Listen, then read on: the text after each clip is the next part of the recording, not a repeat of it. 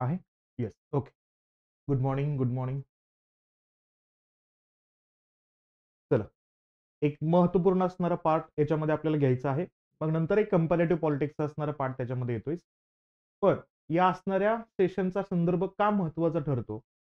Paper सेकंडच्या अंतर्गत असणारा जो आय-आरचा जो अँगल आहे, तो किती महत्त्वाचा ठरतो आपल्याला? कारण का आपण जेव्हा या असणाऱ्या पेपरकडे पाहतो, तेव्हा आपल्या लक्षात घ्यायचं की आपला जो पेपर सेकंड आहे, तो आपल्याला 250 मार्क्सच्या अनुषंगाने त्या ठिकाणी गोष्टी देतो आणि या 250 मार्क्समध्ये आपण सेक्शन ए आणि सेक्शन बी चा रेफरन्स घेतला, तर सेक्शन बी अंतर्गत जो डायरेक्टली आय-आरशी कनेक्टेड होणारा पेपर दिसतो.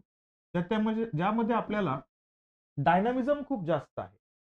आणि या असणाऱ्या पेपर सोबत डील करायचं असेल, तर आपल्याला खूप जास्त डाटा अप टू डेट ठेवावा लागतो.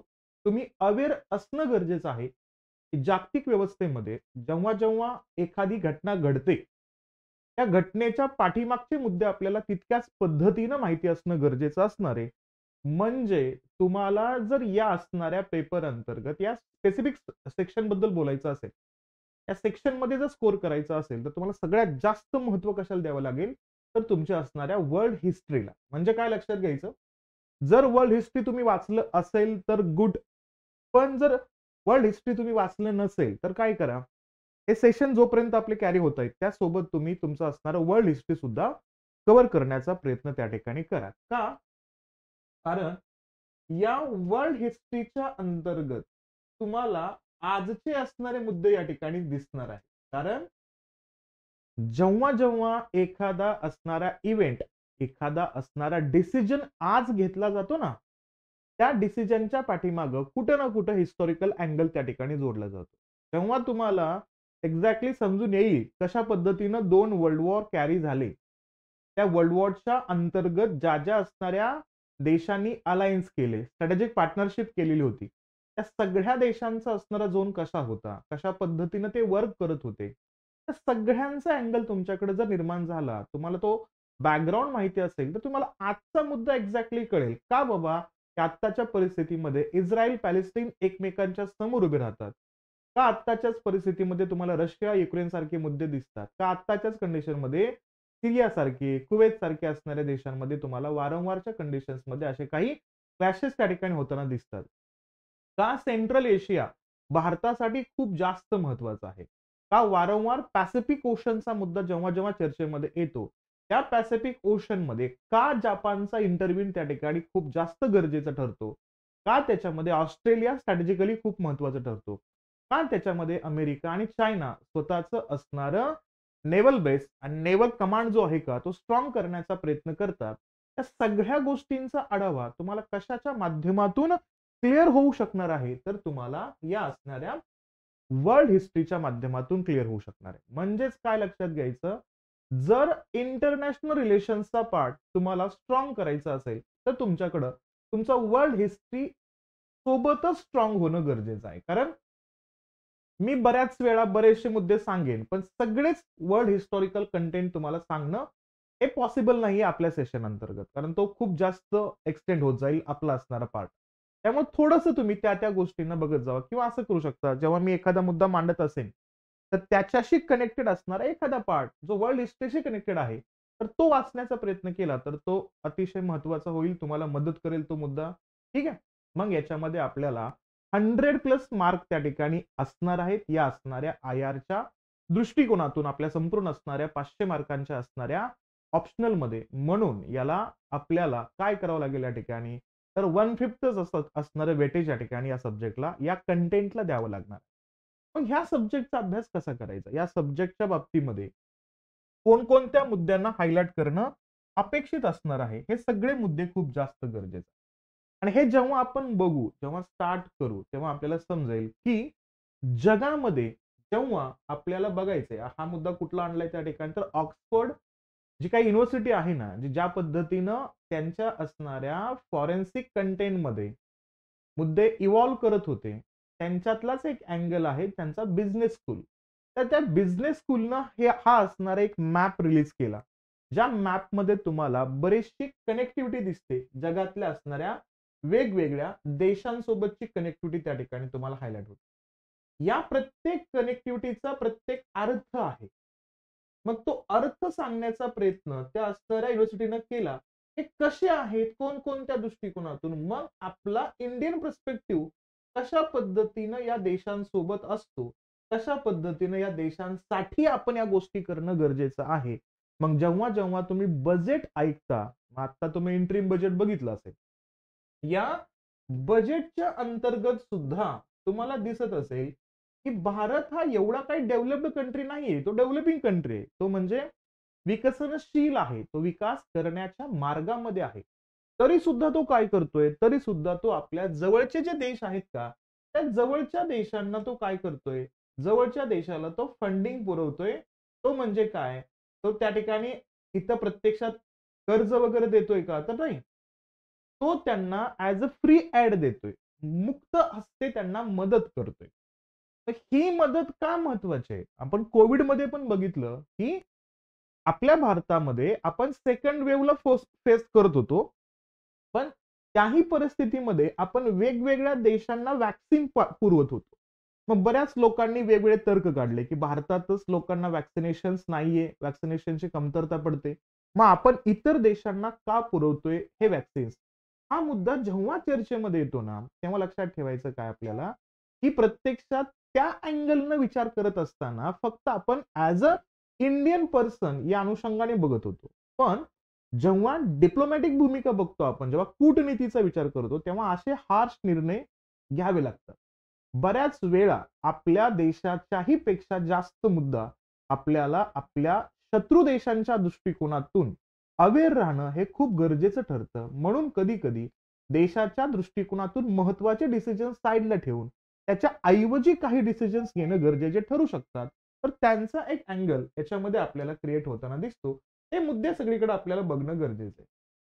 आणि जेव्हा जेव्हा तुम्ही या असणाऱ्या वर्ल्ड मॅपकडे बघाल, तेव्हा तेव्हा तुमच्या डोळ्यासमोर हे चित्र राहिलंच पाहिजे उभं. म्हणजेच काय, भारताचा एखादा असणारा लीडर, मग भले तो प्राईम मिनिस्टर असेल, प्रेसिडेंट असेल किंवा इतर कोणतेही मिनिस्ट्रीज असतील, त्या जेव्हा इतर देशामध्ये व्हिजिट करतात, समजा ते आता रिसेंटली आपण काय केलं, तर आपण आपल्या भारतामध्ये आफ्रिकन चीताज हे आपल्या भारतामध्ये आणण्याचा प्रयत्न केला. पण त्यासाठी आपण काय केलं, मग आपण त्यासाठी नामिबिया असेल, साऊथ आफ्रिका असेल, या 2 देशांसोबत कोलॅबोरेशन केलं आणि त्या कोलॅबोरेशनच्या माध्यमातून आपण पेंच या असणाऱ्या नॅशनल पार्कच्या अंतर्गत आपण हा मुद्दा ऍड करण्याचा प्रयत्न केला आणि तिथं आपण तो एक एन्व्हायरमेंट सेट करण्याचा प्रयत्न केला. मग त्याच्यामध्ये मध्य प्रदेश गव्हर्नमेंट जो आहे का, तो इन्व्हॉल्व होतोय आणि गव्हर्नमेंट ऑफ इंडिया इन्व्हॉल्व होतोय. हे तर आहेच. मग जेव्हा अशा न्यूज बघाल, तेव्हा तुम्हाला हे माहिती पाहिजे की या आफ्रिकन कॉन्टिनेंटच्या अंतर्गत भारताचा पॉइंट ऑफ इंटरेस्ट कोणत्या कोणत्या दृष्टिकोनातून आहे, हा मुद्दा का महत्वाचा ठरतोय, या सगळ्या गोष्टींकडे तुमचं लक्ष असणं गरजेचं आहे.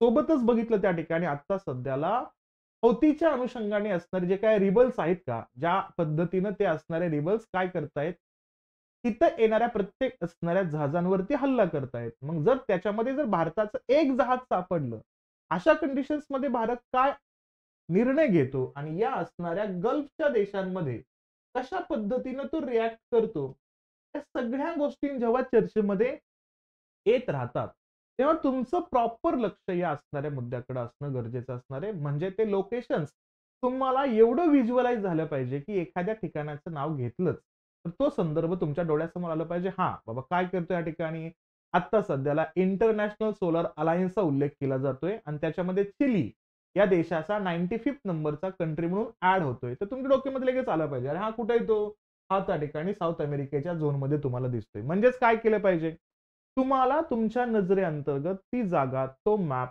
डोळ्यामध्ये भरला पाहिजे. हे इथं लक्षात घ्यायचं. का? कारण हाच मेन अँगल येतोय तुमच्या असणाऱ्या इंटरनॅशनल कंटेंटला अंडरस्टँड करत असताना. म्हणून या गोष्टींकडे थोडंसं गांभीर्यानं लक्ष देणं गरजेचं आहे. म्हणून काय करायचं, आपण इयत्ता 10वी-12वीला जेव्हा होतो ना, तेव्हा आपण जेव्हा बोर्डाच्या एक्झामला जात होतो, तेव्हा आपण आपल्या परीक्षेमध्ये आपल्या उत्तराला खूप जास्त स्ट्रॉंग करण्यासाठी आपण काय करायचो, टेन्सिलचा यूज करायचो. मग हळू काय करायचे तुम्हाला, जेव्हा जेव्हा इंटरनॅशनल रिलेशनशी संबंधित एखादा प्रश्न लिहायचा तेव्हा एखादी छोटीशी असणारी मॅप वाईज डायग्राम जर आपण तिथं काढली, तर त्याचा इम्पॅक्ट जास्त ठरू शकतो. म्हणून काय करायचं, तर तुम्हाला सगळ्यात जास्त प्रॅक्टिस करायची या वर्ल्ड मॅपला ड्रॉ करायची. ओके. मग कारण तुम्ही पेन्सिल तर घेऊन जाऊ शकत नाही परीक्षेमध्ये. अशा परिस्थितीमध्ये जर घेऊन जरी गेला तर तुम्हाला तेवढा कंडिशनच्या अनुषंगाने वेळ नाहीये. तर इथं तुम्हाला फास्ट पद्धतीमध्ये मॅप काढणं आलं पाहिजे. मग त्यासाठी आपल्याला काही मेजर असणारे जे काही एक प्रकारचे असणारे असं म्हणूया आपण ज्या डायग्राम्स आहेत, ज्या आकृत्या आहेत, त्या जरी हायलाइट करता आल्या, तरी त्या सुद्धा हायलाइट करण्याचा प्रयत्न करायचा आहे. थोड्याफार प्रमाणामध्ये म्हणजे लोकेशन दाखवता आलं पाहिजे त्या ठिकाणी. म्हणून काय करायचं, सगळ्यात महत्त्वाची स्ट्रॅटेजी काय असते त्या ठिकाणी, जो विषुववृत्त आहे ना, जो इक्वेटर आहे ना, त्या इक्वेटरचा रेफरन्स जर घेतला आपण, तर त्या इक्वेटरला तिथून घेऊया आपण. तर त्या इक्वेटरच्या बाबतीमध्ये पाहिलं, तर तुम्हाला ते असणारे झोन ड्रॉ करता आले पाहिजेत. मग त्या ठिकाणी कर्कवृत्त, मकरवृत्त कसे आहेत, तिथं कोणकोणते असणाऱ्या देशाचा अँगल आहेत, तेवढं जरी माहिती असेल ना, तरी तुम्ही ते योग्य पद्धतीनं ड्रॉ करू शकता. म्हणून प्रॅक्टिस करा. जास्तीत जास्त काय करा, या असणाऱ्या मॅपला ड्रॉ करण्याची प्रॅक्टिस आपली झाली पाहिजे. हा एक महत्त्वपूर्ण अँगल याच्यामध्ये.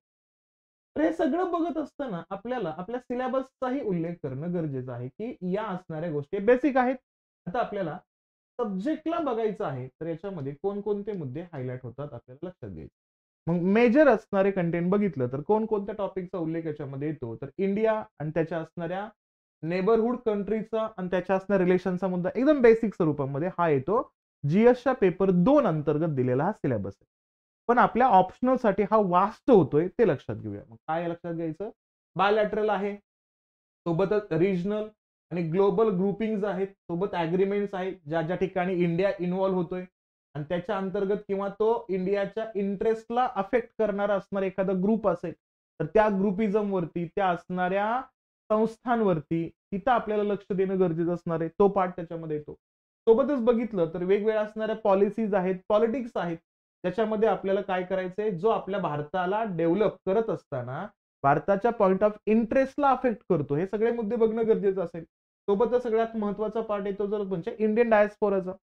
इंडियन डायस्पोरा ज्या ठिकाणी आहे, कारण प्रत्येक देशामध्ये आपला भारताचा जर एक प्रकारे ट्रेड आणि ट्रान्स वाढवायचा असेल, तर तुम्हाला काय करावं लागतो? तर त्या देशामध्ये असणाऱ्या इंडियन डायस्पोराला तुम्हाला वारंवार रिप्रेझेंट करावं लागतं. वारंवार त्या ठिकाणी जाऊन त्यांच्यासोबत तुम्हाला पीपल टू पीपल कनेक्टिव्हिटी वाढवावी लागते. हे मुद्दे काय आहेत ते बघायचं आपल्याला. सोबतच वेगवेगळ्या इंटरनॅशनल इन्स्टिट्यूशन्स आहेत, एजन्सीज आहेत, त्यासोबतच त्यांच्यासोबतचे असणारे स्ट्रक्चर्स असतील, त्यांच्यासोबतचे असणारे अतिशय महत्त्वपूर्ण आणि निर्णायक मुद्दे असतील, त्यांनाही हायलाइट करायचे.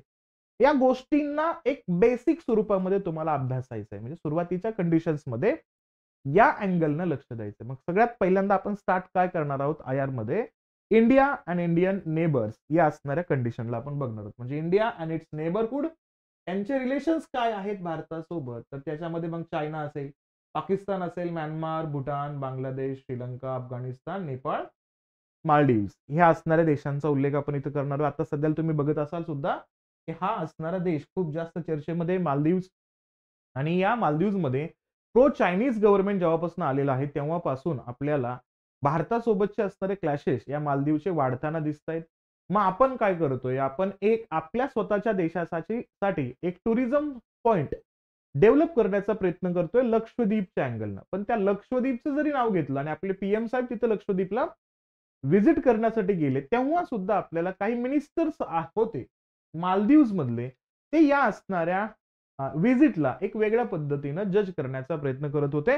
मग याच कंडिशन्समध्ये काय काय लक्षात घेणं गरजेचं आहे, की भारताची डिप्लोमॅटिक भूमिका इथं कशा पद्धतीनं सेट होते, कशा पद्धतीनं भारत त्या ठिकाणी आपला इन्व्हॉल्वमेंट आणतोय, याचाही पार्ट आपल्याला बघणं गरजेचं आहे. साहजिक आहे, बाकीचे देश तर वारंवार चर्चेमध्ये असतात.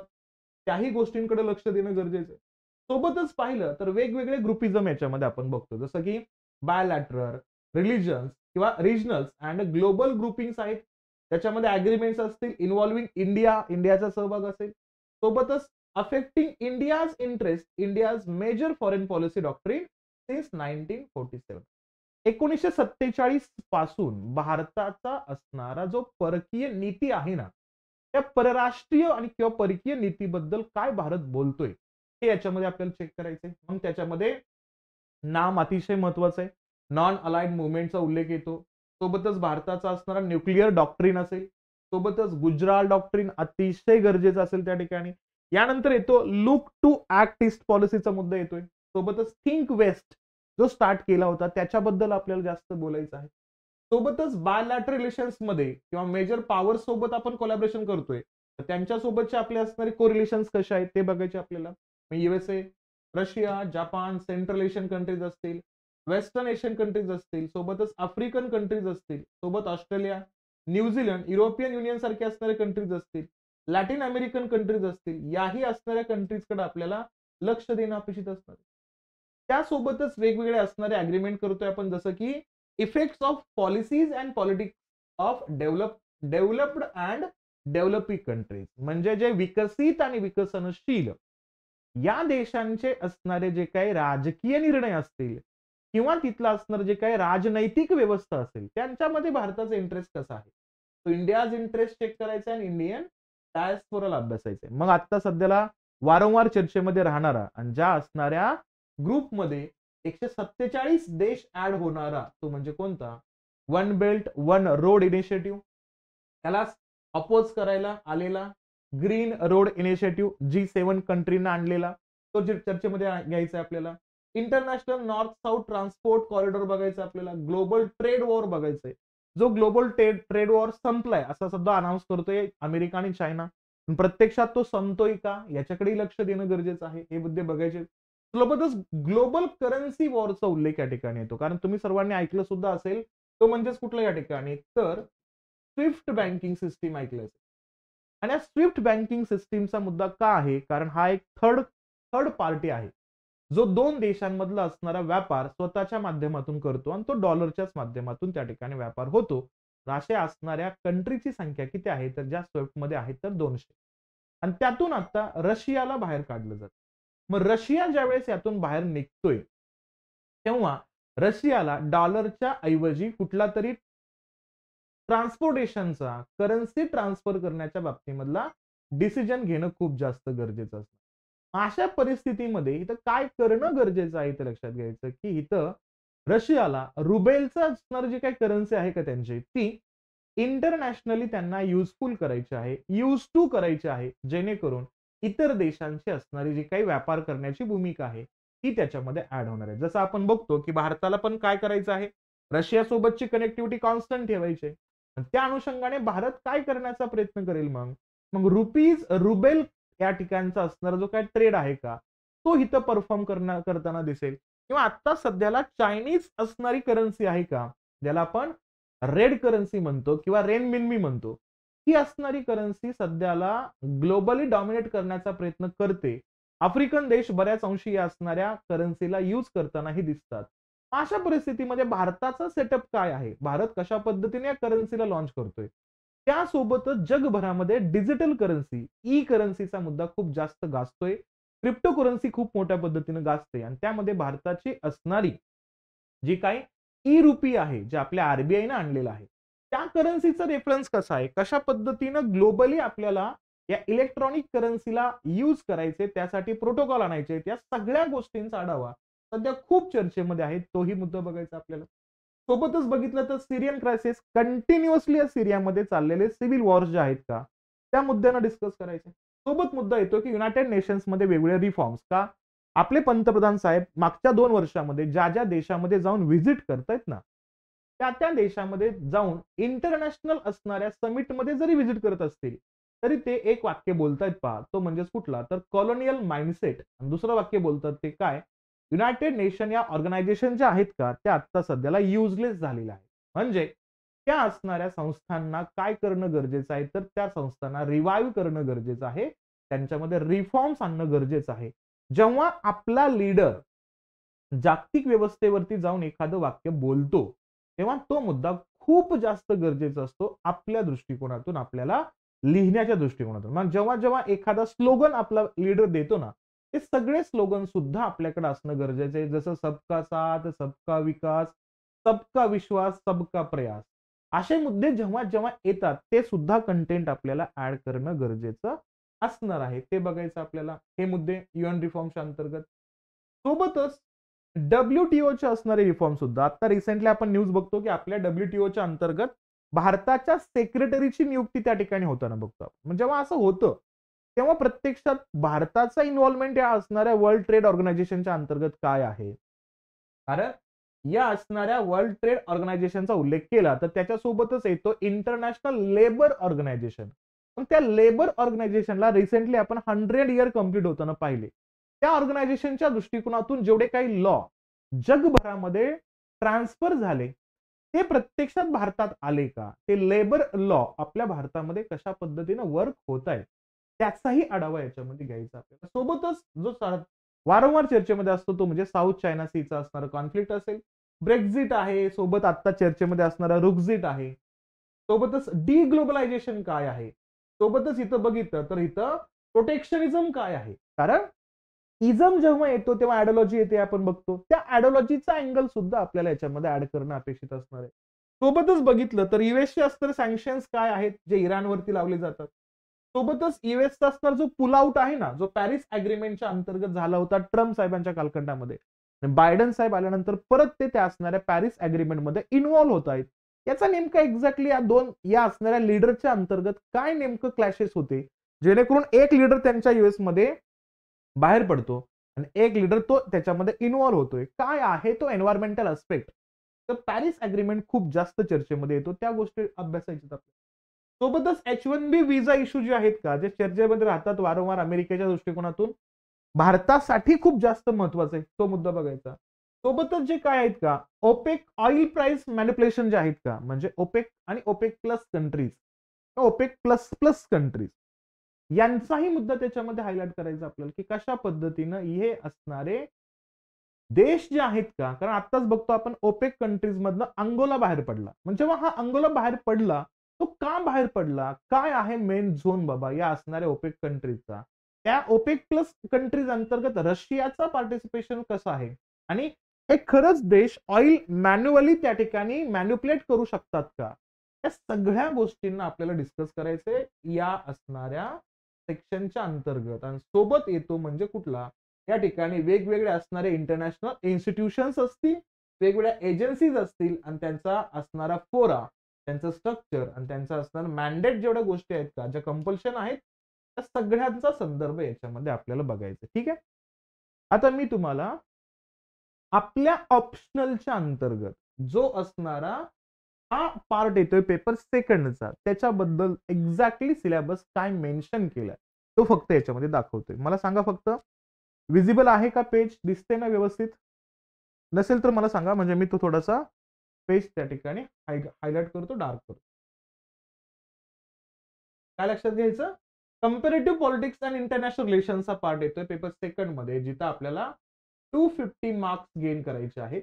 आणि याच्यामध्ये बघितलं तर सगळ्यात महत्वाचा मुद्दा आणला तर पहिल्यांदा कंपॅरेटिव्ह पॉलिटिक्स आहेच आहे, पण त्यासोबतही आपल्याला इंटरनॅशनल कंटेंटकडे लक्ष देण्याचं गरज असणार आहे. काय काय आहे सिलेबस नीट बघा आता याच्यामध्ये, कारण कंपॅरेटिव्ह पॉलिटिक्स हा IR लाच कनेक्ट होतो हे पण तुम्हाला समजून येईल.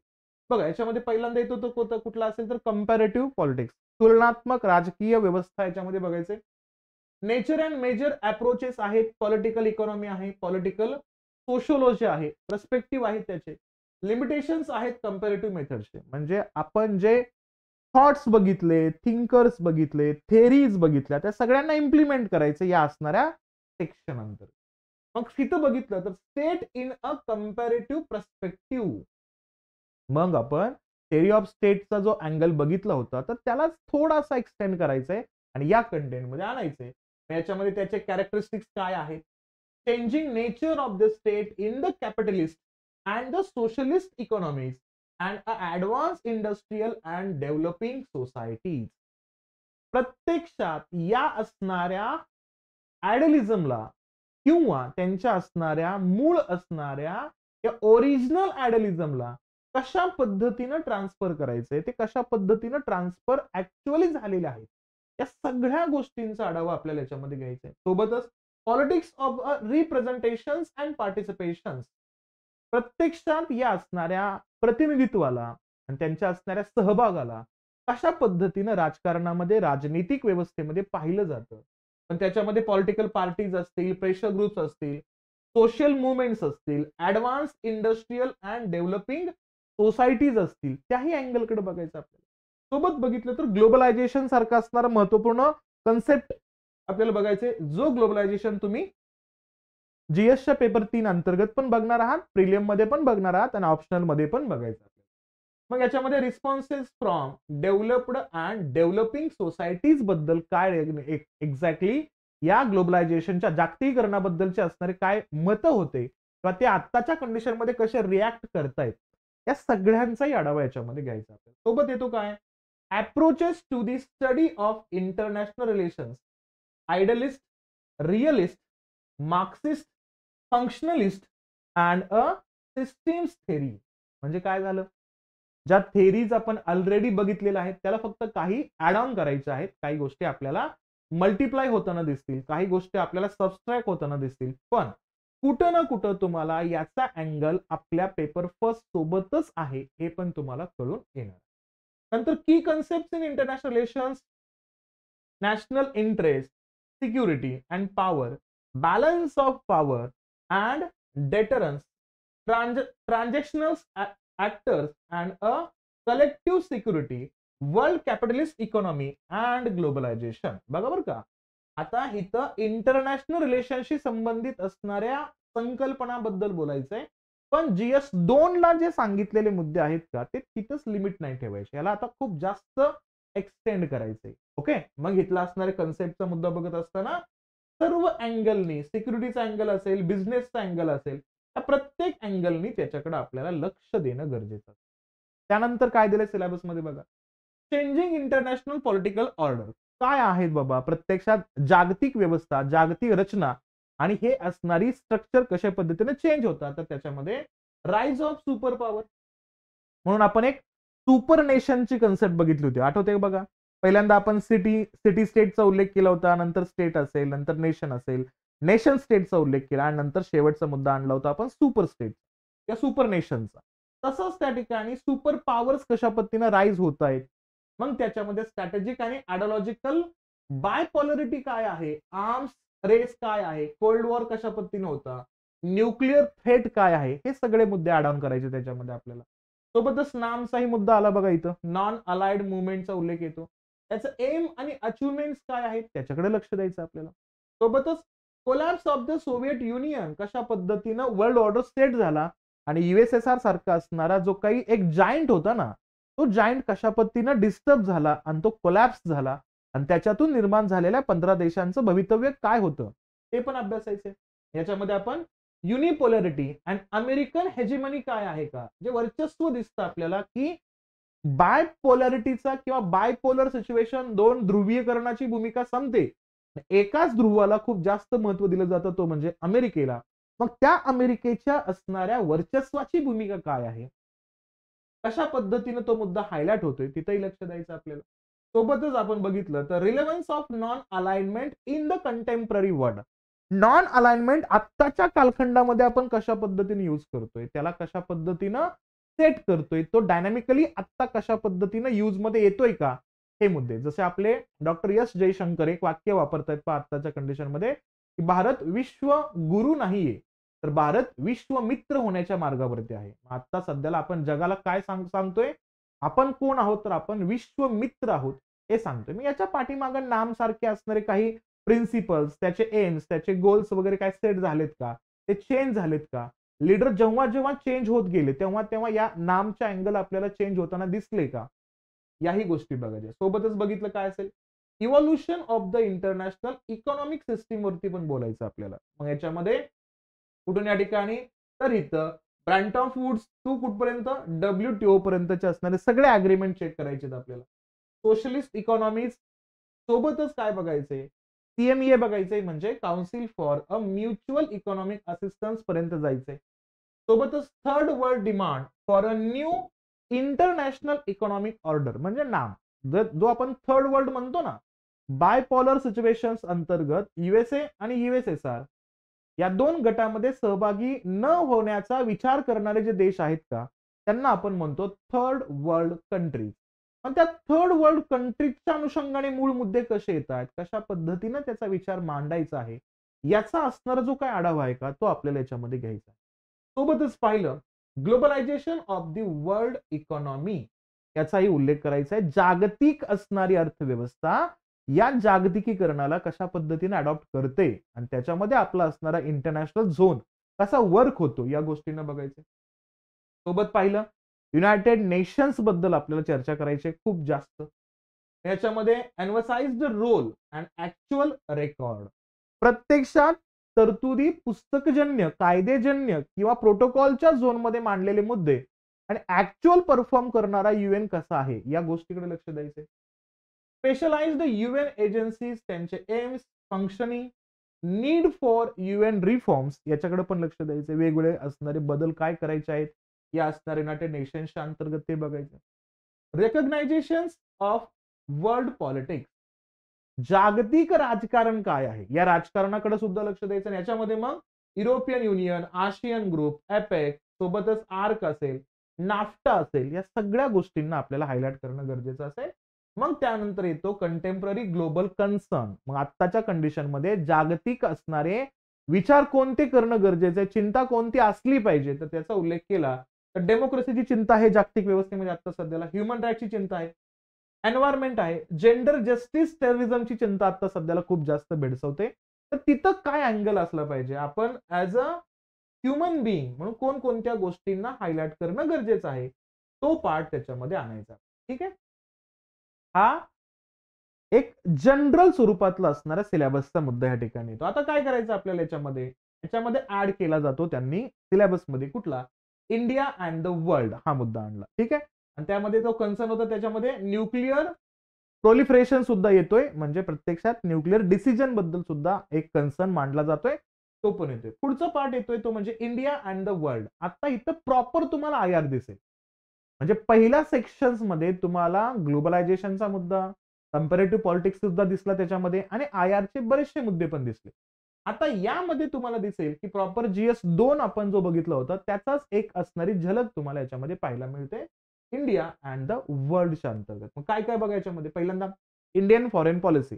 बऱ्याच अंशी फॉरेन पॉलिसी आणि इंटरनॅशनल रिलेशन्स एकाच अर्थाने घेतले जातात, पण ते एका अर्थाने नाहीत. ते कसे सेपरेट आहेत ते पण आपण डिस्कस करणार आहोत. इंडियन फॉरेन पॉलिसी, मग याच्यामध्ये determinants of foreign policy, the institutions of policy, policy making and continuity and the change. प्रत्यक्षात भारताच्या फॉरेन पॉलिसीमध्ये कशा पद्धतीने चेंज होत गेले ते प्रत्येक असणाऱ्या डोमेस्टिक झोन नंतर कशा पद्धतीने बदलत गेले, प्लस डिसिजन्स जेव्हा डोमेस्टिक लीडर चेंज होत गेला तिथं कशा पद्धतीने हा असणारा फॉरेन पॉलिसी चेंज होत गेला, या सगळ्या गोष्टींचा आढावा आपल्याला याच्यामध्ये घ्यायचा आहे. नंतर येतो India's contribution to the non alignment movement in different phases plus current role. या नामचा रोल आत्ताच्या असणाऱ्या इंडियन झोनमध्ये किंवा इंडियाच्या रिॲक्शन्स मध्ये कशा पद्धतीनं आहे त्याही गोष्टीकडे आपल्याला लक्ष देणं आवश्यक असणार आहे. नंतर येतो इंडिया आणि साऊथ एशिया, खूप जास्त चर्चेमध्ये असणारा, म्हणून तर आपण बऱ्याचशा स्कीम सुद्धा याच्यामध्ये लॉन्च केलेल्या आहेत याच असणाऱ्या साऊथ एशियाला फोकस करण्यासाठी. मग काय याच्यामध्ये बघतो, रिजनल कोऑपरेशन्स आहेत, जसं सार्क असेल, पास्ट परफॉर्मन्स अँड फ्युचर प्रस्पेक्ट्स त्याच्यामध्ये येतात, म्हणजे जुन्या कालखंडामध्ये काय केलंय, भविष्यात काय करणार आहे. तुम्ही म्हणाल मास्टर सार्क तर आता आपण 2014 पासून इनॅक्टिव्हच बघतोय, तो कसल्याच पद्धतीनं समिट वगैरे घेताना दिसत नाहीये, कोणत्याच पद्धतीचे असणारे डिसिजन्स त्यांचे होताना दिसत नाहीयेत. ठीक आहे, तरी पण तो रिजनल असणारा एक ग्रुप आहे, त्यामुळे त्या अँगलनं त्याकडे बघणं गरजेचं असेल. 8 देश इन्व्हॉल्व्ह होत आहेत, त्यामुळे तो मुद्दा चर्चेमध्ये राहतो, जरी ऍक्टिव्ह नसला तरी. पण तो ऍक्टिव्ह का नाहीये याच्याबद्दलचे असणारे मूळ मुद्दे तुम्हाला विचारले जातील. मग त्याला ऑप्शन म्हणून भारत दुसरे असणारे गट तयार करतोय का, दुसऱ्या ग्रुपमध्ये भारत इन्व्हॉल्व्ह होतोय का, त्याच्यावरती क्वेश्चन केला जाईल. नंतर बघितलं या ठिकाणी तर south Asia as a free trade area. मग आपण सेपा, सेका यासारखे असणारे किंवा FTA सारखे असणारे अग्रीमेंट त्यांच्यासोबत करतोय का, हे सगळे मुद्दे आपल्याला बघायचे, जेणेकरून आपला असणारा फोकस पॉइंट हा या असणाऱ्या साऊथ एशियन झोन मध्ये आपल्याला आहे की नाही हे दिसून येईल. नंतर आपण स्टार्ट केलेला 1991 मधला लुक ईस्ट पॉलिसी काय आहे त्याच्याबद्दल डिस्कस करायचे. नंतर येतो तो म्हणजे कुठला या ठिकाणी इम्पिडेमेंट्स ऑफ टू रिजनल कोऑपरेशन, म्हणजे या रिजनल कोऑपरेशन्स मध्ये भारताला जेव्हा या शेजारील देशांवरती लक्ष द्यायचंय तेव्हा सगळ्यात महत्वाचे असणारे कॉन्फ्लिक्ट कोणते असतील, विवाद कोणते असतील. मग इथं बघतो आपण रिव्हर वॉटर डिस्प्यूट असतील, इलिगल क्रॉस बॉर्डर इमिग्रेशन्स असतील, एथिकल कॉन्फ्लिक्ट असतील, इन्सर्जीज असतील, सोबतच या ठिकाणी बॉर्डर डिस्प्यूट्स असतील. मग या ठिकाणी आपल्याला चाणक्यचा मंडल सिद्धांत लक्षात घ्यायचा आहे. चाणक्य तेच म्हणतात ना, आपल्या शेजारचा जो देश आहे ना तो कोण आहे, अरी आहे. त्याच्या जवळचा जो देश आहे तो आपला मित्र आहे. त्या मित्राच्या जवळचा देश आहे तो अरी मित्र आहे. अशा कंडिशन्स मध्ये आपला जो शेजारी आहे तो नॅचरली आपला शत्रू असणार आहे. तो कोणत्या कारणासाठी, तर जमीन आणि पाणी या कारणासाठी आपला शत्रू असणार. मग ते काय आहेत कॉन्फ्लिक्ट आणि त्याच्यावरती तोडगा काढण्यासाठी भारत या साऊथ एशियन झोनला कशा पद्धतीनं रीच करतोय, कशा पद्धतीनं त्या अंतर्गत ऍक्ट करतोय, याच्याकडे आपल्याला लक्ष देणं गरजेचं. नंतर येतो India and the global south. अतिशय महत्वाचा मुद्दा. आता सध्या भारत कुठेही गेला, कोणत्याही गोष्टीमध्ये गेला तर ग्लोबल साऊथ बद्दल बोलतोच. G20 मध्ये सुद्धा आपण एक सेपरेट सेक्शन ठेवला होता ग्लोबल साऊथ साठी, ते पण लक्षात घ्यायचं. मग इथं relations with Africa, Latin America, leadership role in the demand of for neo and WTO negotiations, या सगळ्या गोष्टींकडे आपल्याला लक्ष देणं गरजेचं आहे. हे का ग्लोबल साऊथ महत्वाचं आहे, त्यासाठी एक सिंपल थोडासा मुद्दा मला तुम्हाला विचारायचा आहे. तुमच्यापैकी कुणी आता सध्याला हे नाव ऐकलंय का, ज्याला आपण म्हणतो नॅटो. म्हणतो आपण त्याला नॅटो. सांगाल मला तुम्ही, या असणाऱ्या नॅटोला म्हटलं जातं नॉर्थ अटलांटिक ट्रीटी ऑर्गनायझेशन. याचं नाव या ग्रुपला निर्माण करत असणार. हा एक मिलिटरी अलायन्स आहे जो 1949 ला तयार झाला होता.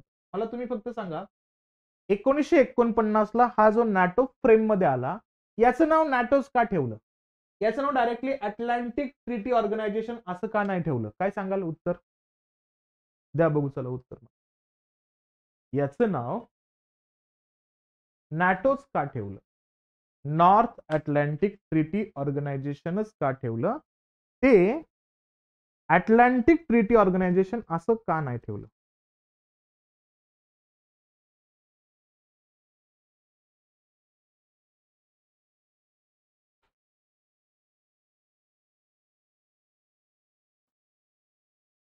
चला पटकन सांगा बघू.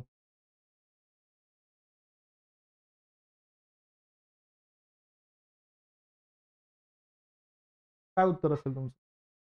चर्चेमध्ये आहे ना सध्या हा पार्ट. सोबतच बघितलं आपण तर युरोप मधले असणारे 2 देश आता सध्याला नॅटो मध्ये सहभागी होण्यासाठी मार्गक्रमण करतायत, फिनलँड आणि स्वीडन. अशा कंडिशन्स अंतर्गत रशिया काय रिॲक्ट करतोय त्याचाही मुद्दा तुम्ही ऐकला असेलच. ठीक आहे.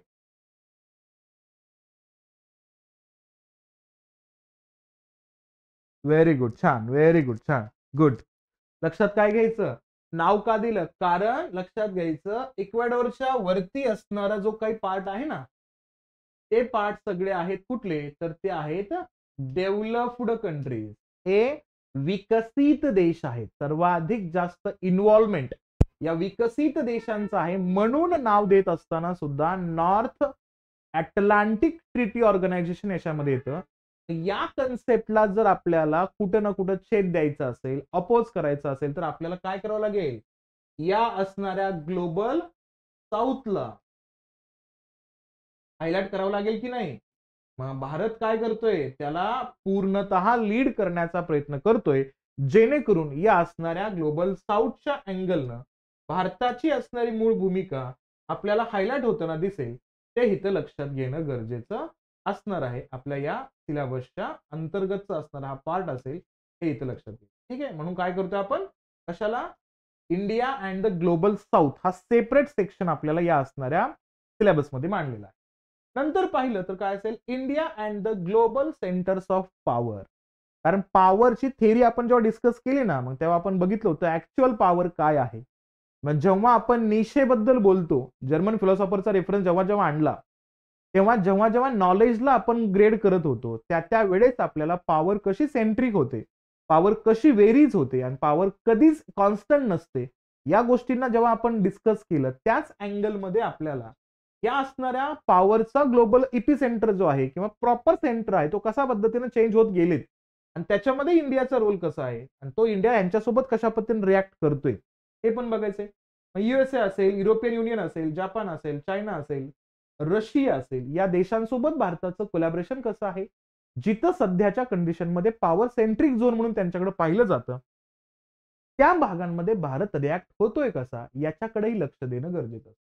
नंतर येतो India and the UN system. UN system मध्ये भारत कशा पद्धतीने रिॲक्ट होतोय, भारत इन्व्हॉल्व कसा होतोय आणि भारताचं पार्टिसिपेशन कोणकोणत्या झोन मध्ये कशा कशा पद्धतीने आहे याही गोष्टीकडे बघणं गरजेचं आहे. मग याच्यामध्ये role in UN peacekeeping, demand for a permanent seat in a united nation security council, याच्यामध्येही आपल्याला मुद्दे डिस्कस करायचे. सोबतच India and the nuclear question, खूप महत्वाचा मुद्दा. भारत जेव्हा स्माइलिंग बुद्धा या नावानं न्यूक्लिअर टेस्टिंग करतो 2 वेळा, हे जेव्हा करत होता तेव्हा आपल्याला सँक्शन्स खूप जास्त देशांचे आले, त्यातल्या त्यात अमेरिका तर आपल्यावरती खूप जास्त बंदी आणताना दिसला. पण अशा कंडिशन मध्ये सुद्धा भारताला न्यूक्लिअरली स्ट्रॉंग राहणं गरजेचं का होतं ते बघायचं आपल्याला. मग ह्याच्यामध्ये चेंजिंग परसेप्शन्स अँड पॉलिसीज काय आहेत न्यूक्लिअर डिमांडच्या अनुषंगाने, भारत त्या ठिकाणी नो फर्स्ट यूज पॉलिसी कसा ऍक्सेप्ट करतोय आणि त्याच्यातून आपल्याला कशा पद्धतीनं प्रिपेअर्ड राहायचं आहे. पाकिस्तान चायना सारख्या देशाला आपल्याला प्रॉपरली जर टॅकल करायचं असेल, अपोज करायचं असेल तर भारत रिॲक्ट कसा होतोय या गोष्टींचा उल्लेख याच्यामध्ये करायचा. सोबतच काय करायचंय तुम्हाला एक मुद्दा आत्ताच्या करंट सिनेरिओवरती द्यायचा आहे, तो म्हणजे 8th पॉइंट आहे आपला, recent developments in Indian foreign policy. मग कोणकोणते आत्ता डेव्हलपमेंट झालेले आहे त्या फॉरेन पॉलिसी अंतर्गत त्यालाही फोकसमध्ये आणायचंय. मग इथं जसं की आपण मांडलं या ठिकाणी कोणता, India's positions on the recent crisis in Afghanistan, Iraq, West Asia, growing relationship with US and Israel, vision of a new world order. काय काय आहे भारताचा मूळ महत्वाकांक्षी निर्णय, कदाचित भविष्यातील असणाऱ्या गोष्टींना विचारात घेत असताना आपला पर्स्पेक्टिव्ह कसा सेट झाला पाहिजे, या सगळ्या गोष्टींच्या माध्यमातून आपण हे असणारे मुद्दे विचारात घेतोय हे इथं लक्षात घ्यायचं. म्हणजे मेन्सला आपल्या ऑप्शनल मध्ये आणि जीएसच्या पेपर 2 मध्ये आपण जर संपूर्णतः मार्क काउंट करण्याचा प्रयत्न केला तर लक्षात घ्या जीएसच्या असणारे पेपर 2 मध्ये, जीएसच्या पेपर 2 मध्ये आपल्याला आत्ताच्या कंडिशन्स मध्ये 250 पैकी किती मार्क आयर वरती आहेत तर 50 मार्क आयर वरती आहेत. ठीक आहे. आपल्या ऑप्शनल मध्ये पीएसआर अंतर्गत आपल्या सेक्शन बी च्या अंतर्गत जर बघितला तर आपल्याला दिसेल तर किमान आपण असं म्हणूया 125 मार्क्स प्लस आपल्याला या ठिकाणी क्वेश्चन्स मार्क्स दिसतील या असणाऱ्या आयआरशी संबंधित. सोबतच बघितलं तर तुम्हाला हा असणारा आयआर भरपूर वेळा उपयोगात येतो, तो म्हणजे कुठं, प्रिलियमला. कारण प्रीला जर बघितलं तर 15 क्वेश्चन्स ऍव्हरेजली, जास्त पण असतात 22-28 पर्यंत पण विचारले गेलेत. पण या असणाऱ्या प्रश्नांमध्ये तुम्हाला जर बघितलं तर 75% क्वेश्चन्स हे असतात इंटरनॅशनल करंट अफेअरचे. म्हणजे तुम्हाला मिनिमम 7 to 8 क्वेश्चन्स ते कशावरती असतात प्रत्येक प्रीला, इंटरनॅशनल करंट अफेअर वरती. म्हणजे काय, तुम्ही तुमचा मेन्सचा आयआरचा भाग कव्हर केला ना तर तुम्हाला प्रत्यक्षात या ठिकाणी खूप जास्त आणि खूप मोठ्या पद्धतीनं तुम्हाला उपयोगात येऊ शकतो प्रिलियम मध्ये सुद्धा हा आयआरचा कंटेंट. त्यामुळे त्या दृष्टिकोनातून विचार करणं गरजेचं असणार आहे. ठीक आहे. हा प्रश्न केलाय आता, तर रीडिंगसाठी सोर्सेस कोणकोणते वापरायचे आहेत. आता नीट ऐका, आयआरचा विचार केला तर आयआर मराठीमध्ये आपल्याला सफिशियंट डाटाच नाही. ओके, क्लिअरली सांगतोय आम्ही. एकच पुस्तक दिसतं ते म्हणजे कोणाचं, तर शैलेश देवळांकरांचं, शैलेंद्र देवळांकरांचं, शैलेंद्र देवळांकर. त्यांचं एक टेलिग्राम चॅनेल पण आहे स्वतःच त्यांचं. त्या टेलिग्राम चॅनेलला ते कंटिन्युअसली अपडेट देत असतात, इंटरनॅशनल सिनेरिओवरती बोलत असतात. ते पण जॉईन केलं तर खूप बेस्ट होऊन जाईल. शैलेंद्र देवळांकरांचं एक मराठीमध्ये पुस्तक अवेलेबल आहे, ते तुम्ही बघू शकता. सोबतच बघितलं तर सगळ्यात महत्वाचा मुद्दा काय, त्याच्यातून तुम्हाला बरेचसे कन्सेप्ट क्लिअर होतील. ओके, पण जेवढे क्वेश्चन्स आपल्याला युपीएससी विचारतोय, कदाचित भविष्यामध्ये जाऊन एमपीएससी विचारेल, तर त्या असणाऱ्या क्वेश्चन्स मध्ये तुम्हाला करंट सिनॅरिओचा अँगल खूप जास्त महत्वाचा ठरतो. म्हणून काय लक्षात घ्या, आपल्या ज्या नोट्स असतील ना, त्या नोट्स या मोर दॅन इनफ आहेत. खूप आहेत, खूप गरज नाही तुम्हाला खूप काही गोष्टी बघण्याची वगैरे. त्या नोट्स जरी तुम्ही व्यवस्थित पद्धतीने हँडल केल्या तरी पण सफिशियंट असेल. प्लस आपण ज्या काही पीपीटीज देणार आहोत लेक्चरच्या अनुषंगाने तेवढ्याच पीपीटी करणं आपल्याला गरजेचं असेल. फक्त काय, तुमचं करंट अफेअर्स वरती जास्त लक्ष असणं गरजेचं असणार आहे. हा एक मुद्दा याच्यामध्ये आपल्याला बघणं गरजेचं असणार. ठीक आहे. आणि थोडासा आयआरचा मुद्दा बघितला तर तुम्ही अजून कोणाचे मुद्दे वापरू शकता खूप चांगल्या पद्धतीनं, तर तुम्ही शंकर आय सोबतच दृष्टी आय या दोघांचे सुद्धा नोट्स कॅरी करू शकता. ओके, हे दोघेही खूप चांगल्या पद्धतीनं आयआर वरती कंटेंट देत आहेत. आणि अजून एक महत्वाच्या व्यक्तीचं नाव सांगतोय, जे मुद्दे तुम्हाला त्या व्यक्तीनं अपडेट केले की तुम्हाला ते बघायचेच आहेत डेली बेसिस वरती. ती व्यक्ती आहे प्रशांत धवन. कोणाचा उल्लेख करायचा या ठिकाणी? प्रशांत धवन यांचा वर्ल्ड अफेअर्स म्हणून एक युट्यूब चॅनल आहे. खूप बेस्ट कंटेंट डिलिव्हर करतात, खूप चांगल्या पद्धतीची कन्सेप्ट क्लॅरिटी करून देतात. तर तो मुद्दा तुम्ही याच्यासोबत पाहिलं तर अति उत्तम होऊन जाईल, हे इथं लक्षात घेणं गरजेचं असेल. आणि थोडंसं एक रेफरन्स घ्यायचाच असेल आपल्याला, तर तुम्हाला काय लक्षात घेता येऊ शकतं किंवा काय घेऊ शकता तुम्ही या ठिकाणी, तर एक मुद्दा आणूया आपण.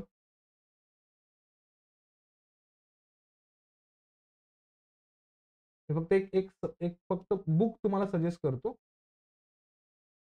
ठीक आहे.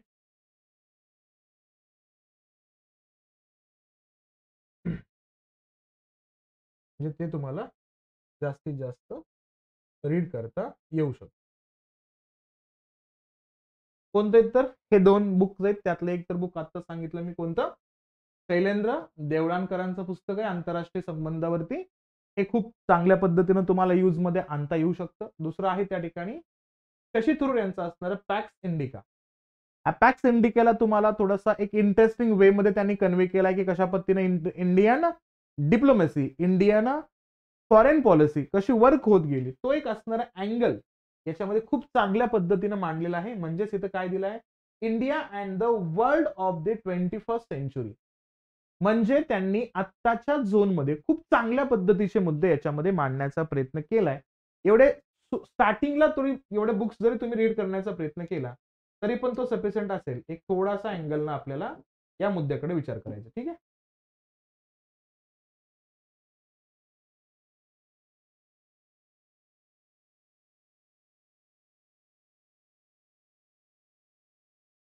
येस, अजून काय असेल तर विचारा. चला, आपण फक्त काय डिस्कस केलेलं आहे तर आता सध्याच्या कंडिशन्स मध्ये, तर प्रत्यक्षात सिलेबस डिस्कस केलेला आहे आपण. हे मुद्दे विचारात घेऊया.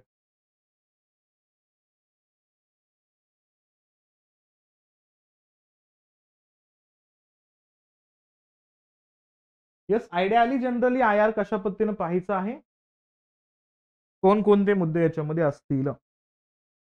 सिलेबस डिकोड झाला व्यवस्थित.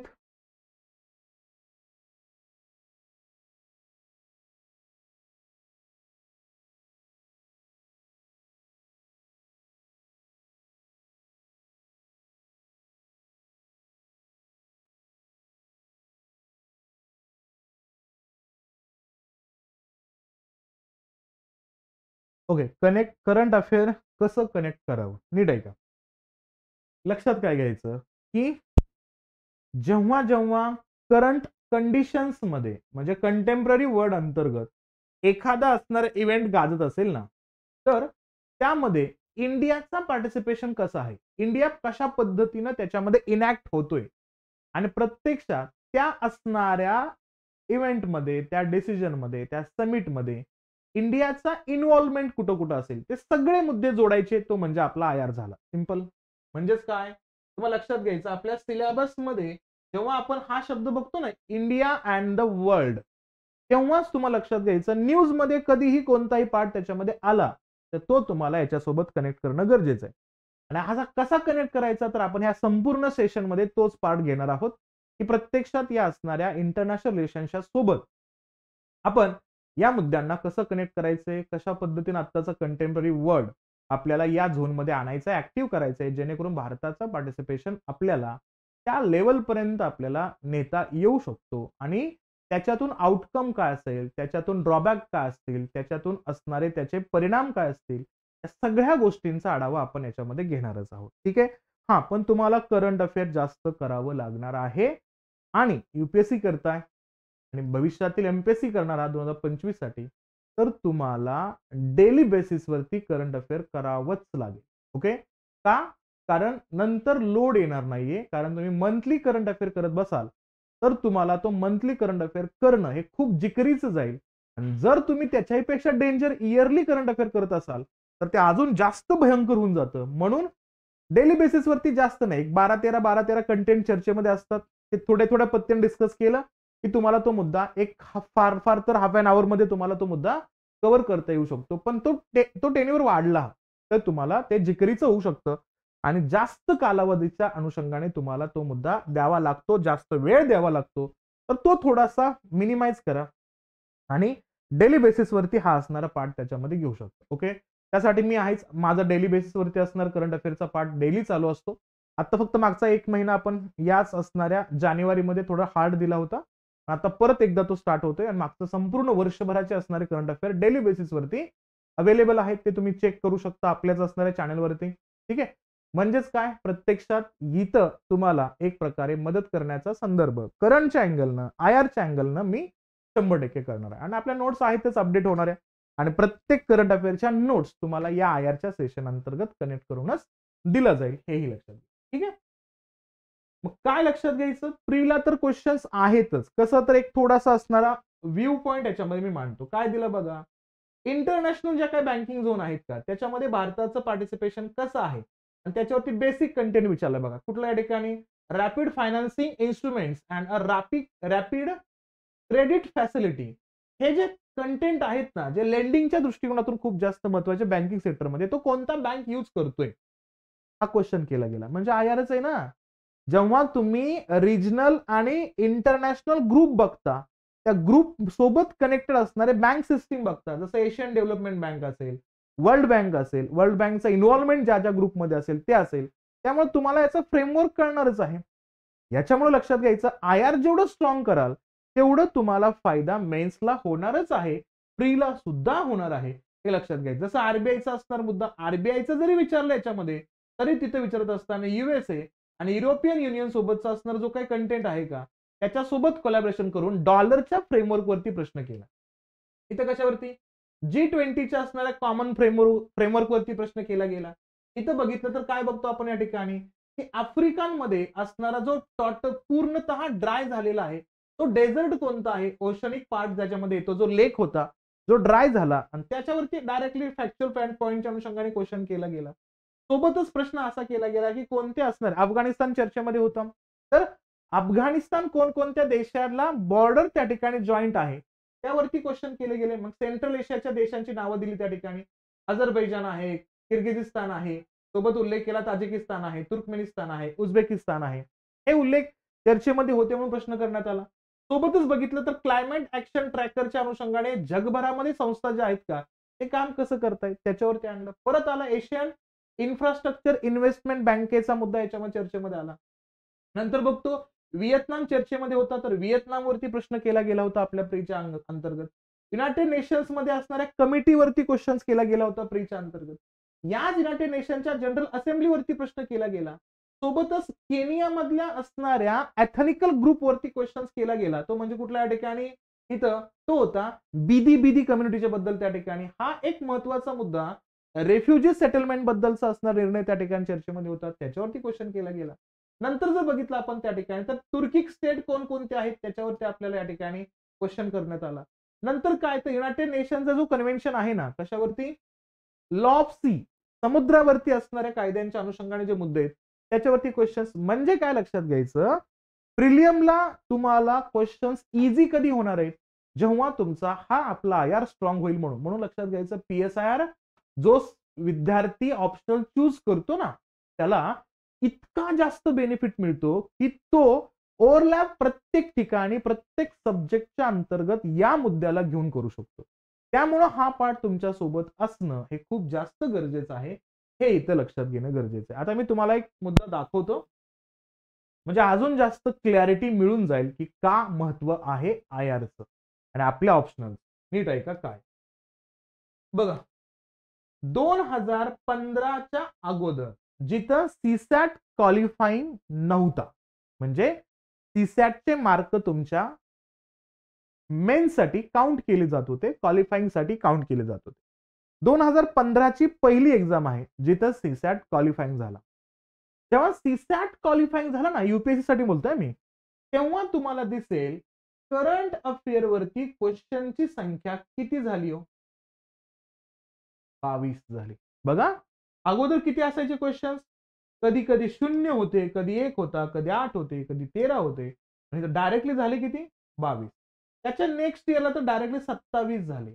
नंतर 15, 22, 18, 17, 15, म्हणजे ऍव्हरेज काढलं तर ऍव्हरेज आपण 15 क्वेश्चन्स तर कंटिन्युअसली करंट अफेअर वरती आपल्याला यूपीएससी करताना दिसतोच. MPSC same 15 questions current affair वरती आहेत. दोन्हीही असणारे ज्या एक्झाम आहेत ना, यूपीएससी आणि एमपीएससी, दोघंही काय करतात, तर दोघंही इंटरनॅशनल करंट अफेअर वरती जो आहे ना, किती क्वेश्चन्स करतात, तर ऍव्हरेज 7 to 8 क्वेश्चन्स असतातच. संख्या वाढू पण शकते, पण 7 ते 8 संख्या तर या ठिकाणी असणारच आहेत, हे आपण बघू शकतो. कधी कमी होतील, कधी जास्त होतील, पण शक्यतो प्रत्येक प्रीचा विचार केला तर त्यातलं असणारं डिस्ट्रीब्युशन बघितलं तर इंटरनॅशनल करंट अफेअर कडे याचा मुद्दा खूप जास्त आहे. त्यामुळं या असणाऱ्या सब्जेक्टला या दृष्टिकोनातूनही तुम्ही तुमचं असणारं नजर त्या ठिकाणी मांडणं गरजेचं असेल. आता पुढचा मुद्दा, मेन्सला आयआरचे क्वेश्चन्स कसे असतात, तर त्याची थोडीशी झलक पाहूया आपण याच्यामध्ये. सामान्य अध्ययनचा उल्लेख केला, पेपर क्रमांक 2 जो होता ना, तर त्या अनुषंगाने असणार मुद्दा इथं आपण बघूया, तो म्हणजे आयआरच्या दृष्टिकोनातून कसे क्वेश्चन्स होते. नीट आहे का? किती क्वेश्चन्स आहेत आपल्याला याच्यामध्ये, तर याच्यामध्ये क्वेश्चन दिसतात ते फक्त 4. ओके, मेन्सला. आणि प्रश्नांचे मार्क आहेत मिनिमम 50 टू मॅक्सिमम 75, म्हणजे 50 ते 75 मार्क कुठं तुम्हाला दिसतील? जीएसच्या पेपर 2 मध्ये 50 ते 75 मार्क विचारले जातात या आयआरशी संबंध अंतर्गत. ठीक आहे, मग काय येतात बघा याच्यामध्ये क्वेश्चन्स बघूया आपण, तुम्हाला अजून जास्त ते रिलायबल होतील की याच्यावरती क्वेश्चन्स आयोग कसा करतोय. बघा, 2021 चा असणारा क्वेश्चन पेपर घेतलाय मी. याच्यामध्ये काय क्वेश्चन केलाय बघा, इथं इथं विचारलं question, if the last few decades were of Asia's growth story, the next few are expected to be of Africa. म्हणजे हे जो डेकेड आहे ना, तो आफ्रिकन डेव्हलपिंग डेकेड असेल असं म्हणायचंय. In the light of this sentence statement examine India's influence in Africa in recent year. मागच्या काही वर्षांमध्ये आपण आपला असणारा जो काही फ्लो आहे का, जो आपला इंटरेस्ट आहे का, तो आपण खूप मोठ्या पद्धतीमध्ये कुठं आणण्याचा प्रयत्न करतोय, कुठं देण्याचा प्रयत्न करतोय, आफ्रिकन कॉन्टिनेंटमध्ये, आफ्रिकन झोनमध्ये.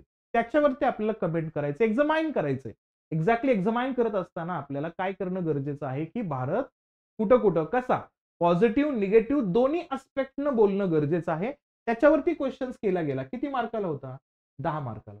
नंतर क्वेश्चन काय बघा, the USA is facing an existence threat in the form of a China that is a much more challenging than the erstwhile Soviet Union. Explain. बघा, आत्ताचे जे वर्ल्ड लीडर आहेत ना, जो बायडन, ते म्हणतात की अजूनही भारत युएसचा असणारा प्रॉपर विरोधी हा रशियाचा आहे. पण ट्रम्प जेव्हा होते ना, तेव्हा ते डायरेक्टली म्हणत होते की रशियापेक्षाही जास्त चॅलेंजिंग कोण आहे आपल्याला, तर तो चायना आहे. मग या मुद्द्याला बघितलं तर तो ऍक्च्युअल रिझन वरती क्वेश्चन करतोय. काय आहे प्रत्यक्षात अमेरिकेचा काउंटर प्लॅन किंवा काउंटर असणारा कंट्री जो असेल ना, तो खूप मोठ्या पद्धतीने थ्रेट देतोय, तो चायनाच आहे. कोणाही पेक्षा रशिया किंवा सोव्हिएट युनियन पेक्षा कसा महत्वपूर्ण त्या ठिकाणी आव्हान देतोय, हे मुद्दे लिहायचे. मग याच्यामध्ये तुम्हाला ग्लोबल चेन एक्सप्लेन करायचं आहे, चायनाचा डॉमिनन्स एक्सप्लेन करायचा आहे, चायना कशा पद्धतीने रिॲक्ट होतोय, चायनाचा बेल्ट अँड रोड इनिशिएटिव्ह त्या ठिकाणी एक्सप्लेन करायचा आहे, चायनाची कनेक्टिव्हिटी एक्सप्लेन करायची आहे, चायनाचा सिल्क रोड एक्सप्लेन करायचा आहे. हे सगळे मुद्दे मांडले तर तुम्हाला तो मुद्दा एक्सप्लेन करता येऊ शकतो की का बाबा युएसला सगळ्यात जास्त असणारा एक्झिस्टंट थ्रेट कोणता आहे, चायनाचा आहे सोव्हिएट युनियन पेक्षाही. तो प्रश्न किती मार्काला विचारलाय, तर तो प्रश्न आपल्याला 10 मार्काला विचारलाय. 150 वर्ड्स अंतर्गत आपल्याला तो क्वेश्चन्स करताना दिसत आहे.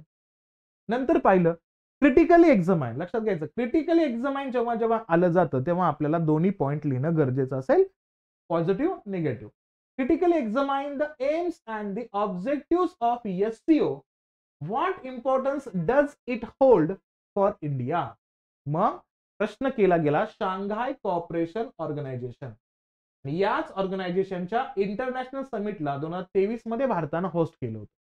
मग या एससीओचा असणारा इम्पॉर्टन्स भारतावरती कसा आहे, तो कशा पद्धतीनं त्याच्या ध्येयांना, त्यांच्या असणाऱ्या उद्दिष्टांना, त्यांच्या असणाऱ्या मूळ तत्वांना भारताच्या अँगलनं बघणं गरजेचं आहे, यावरती आपल्याला मुद्दे मांडणं आवश्यक असेल. मग जो शांघाय 5 होता, तो शांघाय 5 बीजिंग मधनं स्टार्ट झाला. तोच बीजिंग त्यांचा हेडक्वार्टर आहे. तो कशा पद्धतीने रिॲक्ट करतोय, कशा पद्धतीने तो साऊथ एशियन कंट्री सोबत कोलॅबरेशन करतोय, हा एससीओ. आणि त्या एससीओ मध्ये 2017ला भारत आणि पाकिस्तान दोन्हीही देश ऍट अ टाइम इन्व्हॉल्व्ह होत आहेत.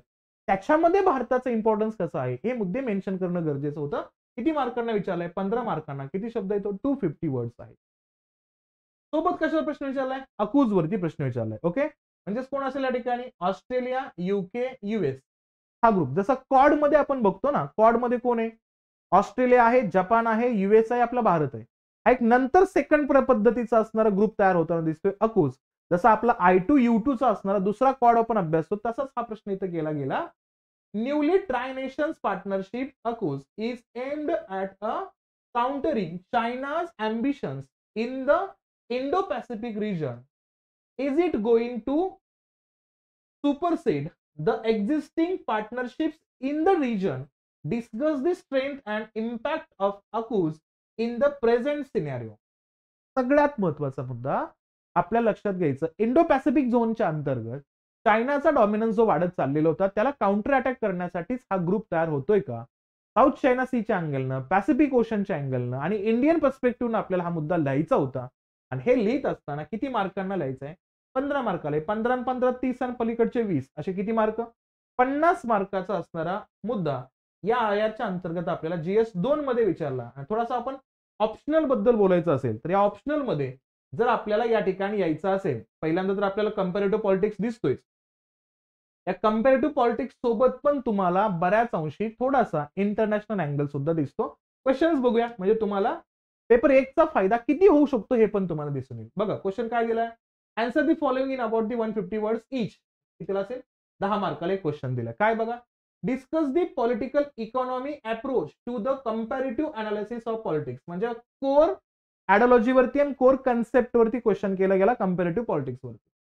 Political parties and pressure groups are seen none of democracy comment.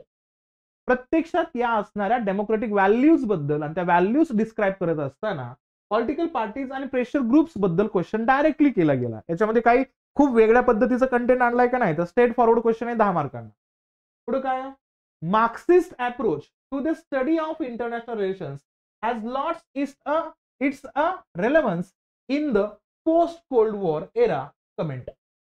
मग जेव्हा आपण मार्क्सिझम अभ्यासला होता त्या मार्क्सिझम मध्ये प्रत्यक्षात ऑर्थोडॉक्स मार्क्सिझम आणि निओ मार्क्सिझमचे असणारे मुद्दे बघतो, तर त्या असणाऱ्या निओ मार्क्सिझमला कोल्ड वॉरच्या एरामध्ये डिफाईन करायचे आणि त्याच्यातून असणारे चॅलेंजेस कोणकोणते होते हे मांडायचे. सरळ सरळ विचारा क्वेश्चन, याच्यामध्ये आपल्याला 10 मार्काचा पार्ट त्याच्यामध्ये येतो.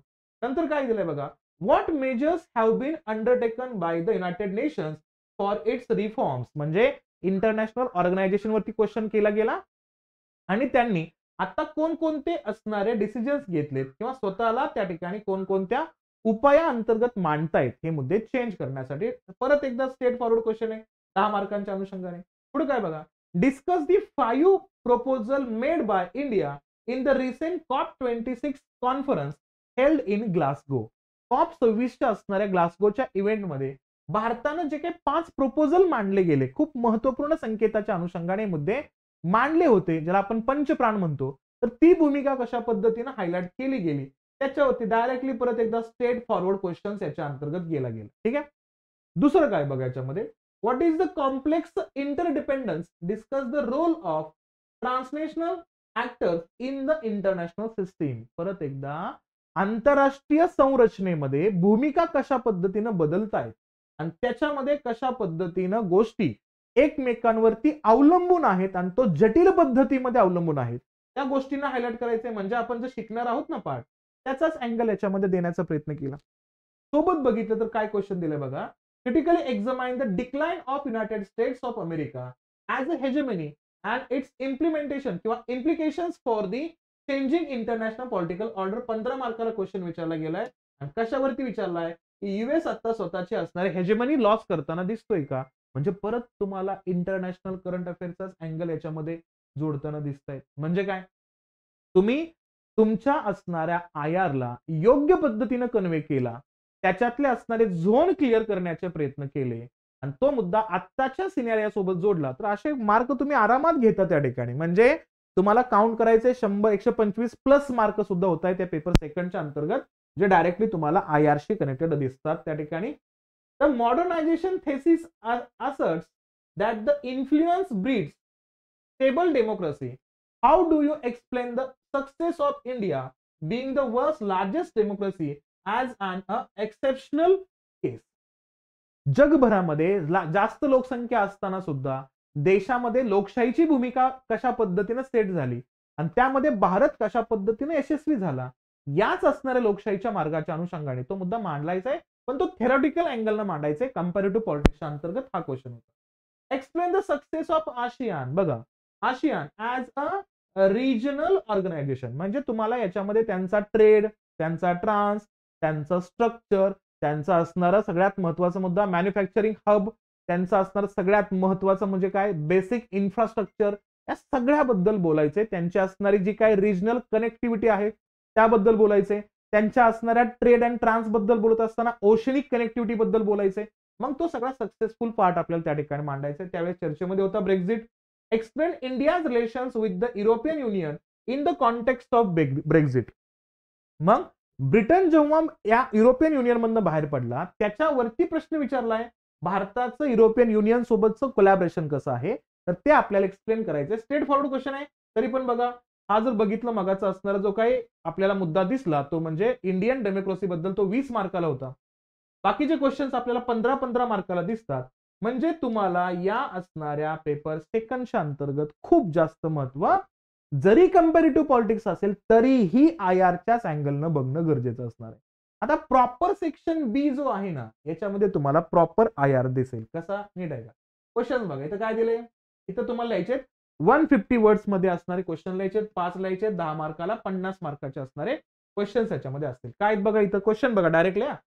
Discuss the strategic implications of India's look east policy transferring into act east policy. Straight forward questions आहे. म्हणजेच काय, आता सध्याच्या कंडिशन्स मध्ये आपण जो काही लुक ईस्ट पॉलिसीला परिवर्तित केलं, कशामध्ये, ऍक्ट ईस्ट पॉलिसीमध्ये, त्याचे असणारे महत्व लिहायचे. मग त्याचे सामूहिक महत्व लिहायचे.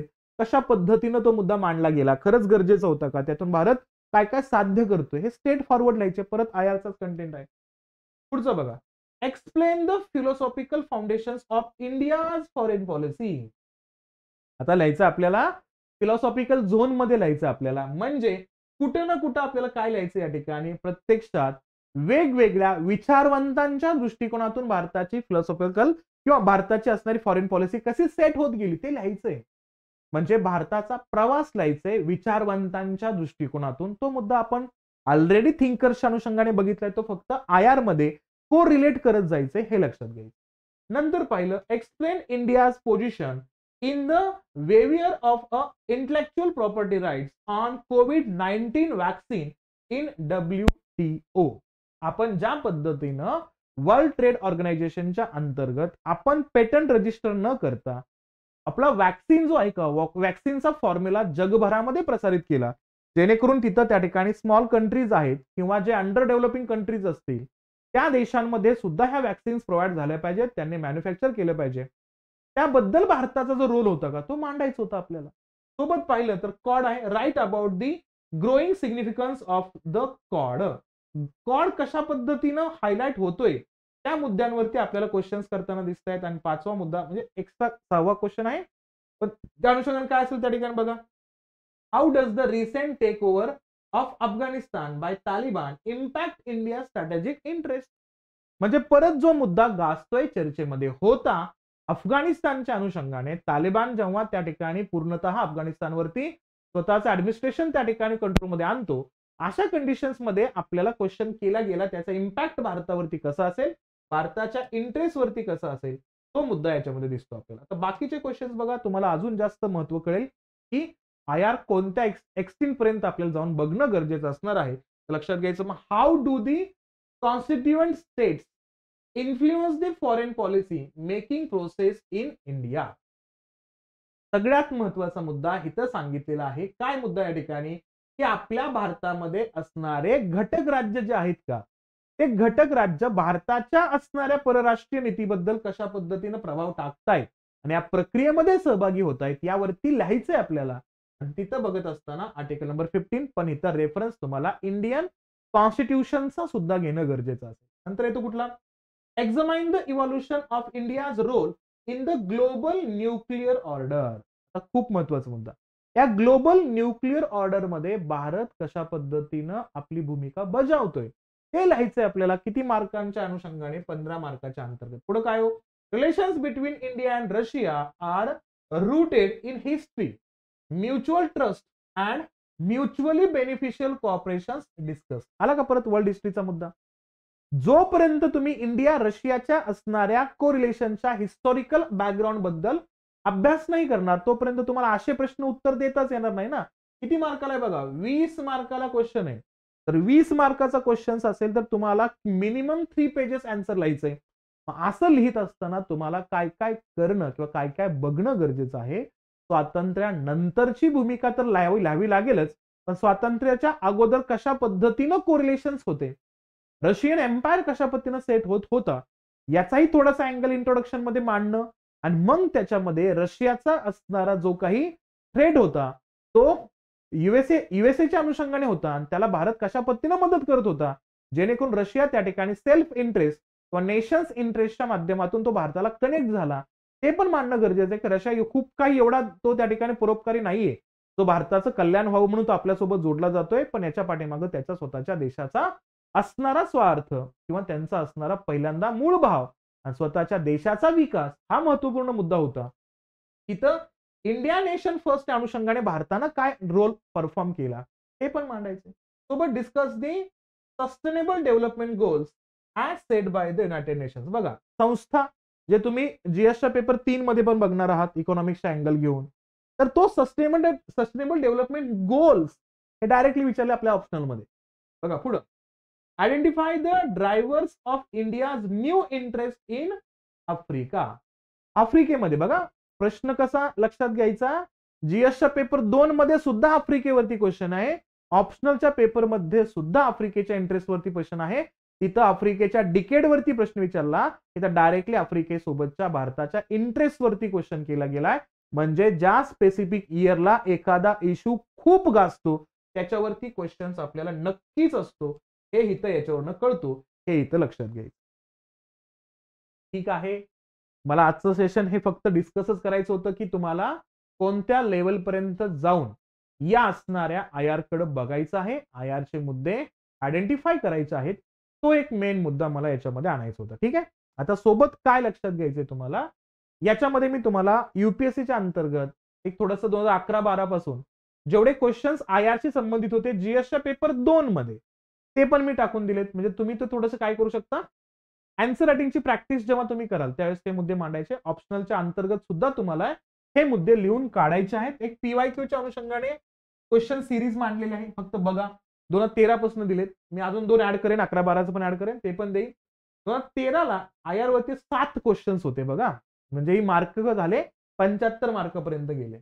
नंतर ही संख्या 5 पर्यंत आली, 14ला 5 झाले, 15ला 4 झाले, 16ला परत 4 झाले, 17ला 4, म्हणजे 15-16 पासून आपल्याला 4-4 दिसतात. म्हणजे जेव्हा सीसॅट क्वालिफाईंग झाला त्यानंतर संख्या आपल्याला कमी कमी होताना दिसते. पण इथं सुद्धा आपल्याला मार्क किती दिसतात या ठिकाणी, 50, मिनिमम 50 मार्क तर 100% आहे जीएसच्या अंतर्गत या ठिकाणी. ठीक आहे, 19, 20 असेल, 21च्या असतील. 22चे असणारे 4 क्वेश्चन त्या ठिकाणी मांडलेले आहेत. आणि आता जो 23चा मेन झाला ना, त्याच्यावरती असणारे 4 क्वेश्चन्स याच्यामध्ये मांडलेत. आता जो 23ला क्वेश्चन्स होता त्याबद्दल थोडंसं आपण डिस्कस करूया. कोणते क्वेश्चन्स आत्ताच्या मेन्समध्ये तुम्हाला विचारताना दिसतायत. तर लक्षात घ्यायचं. पहिला क्वेश्चन काय बघा. Virus of conflict is affecting the functioning of the SCO. In the light of the above statement, point out the role of India in mitigating the problems. खूप महत्वाचा मुद्दा. SCO चा अँगल घेतला, शांघाय कॉर्पोरेशनचा मुद्दा आणला, त्याच्यामध्ये व्हायरस कॉन्फ्लिक्टचा मुद्दा आला, म्हणजे या ठिकाणचा असणारा जो काही आपला कोविड सार्सचा असणारा जो काही विषाणू होता त्या अंतर्गत आपल्याला मुद्दा चर्चेमध्ये आला आणि तिथं भारताच्या पार्टिसिपेशनचा मुद्दा आणि भारत या असणाऱ्या प्रॉब्लेम्सला कशा पद्धतीनं स्टेटमेंट किंवा या असणाऱ्या प्रॉब्लेम्सला कसा फेस करतोय त्याच्यावरती क्वेश्चन केला गेला. SCO वरती क्वेश्चन केला. मगाशी सांगितलं 2023ला भारत होस्ट करतोय. हे 22 नाही, हे 23 आहे. तर त्या अनुषंगाने SCO वरती प्रश्न केला गेला बघा. नंतर कुठला Indian diaspora has scaled new heights in the west. Describe its economical and political benefits of India for India.